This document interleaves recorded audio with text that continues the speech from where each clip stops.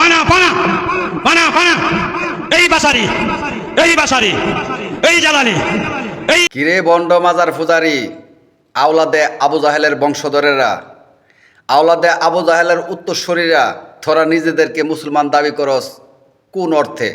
কোন দৃষ্টিকোণ থেকে তোদেরকে মুসলমান বলা যায়?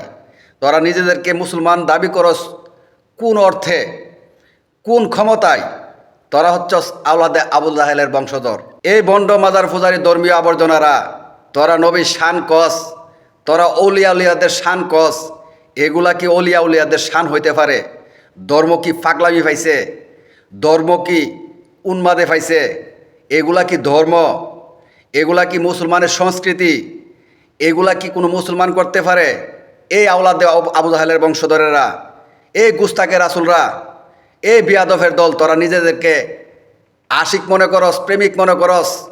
তোরা সুন্নি দাবিদার মাজার পূজারীর বংশগল, তোরা লালনের উত্তরস্বরী, তোরা গৌর গোবিন্দের উত্তরস্বরী। তোদেরকে যারা মুসলমান মনে করে তারাও মুসলমান না। তোরা হচ্ছস প্রকৃতপক্ষে গুস্তাকে রাসুল, তোরা হচ্ছস আওলাদে আবু জাহেলের বংশধর, তোরা হচ্ছস এই জমিনের কীটপতঙ্গ, ময়লা আবর্জনা, দুর্গন্ধময় ডাস্টবিন। এই মাজার পূজারীর অবৈধ সন্তানেরা, এগুলা কি ধর্ম? তোর আব্বারা যেগুলা পালন করতেছে, লালন করতেছে, তোদেরকে শিক্ষা দিতেছে, এগুলাকে ধর্ম বলে রে?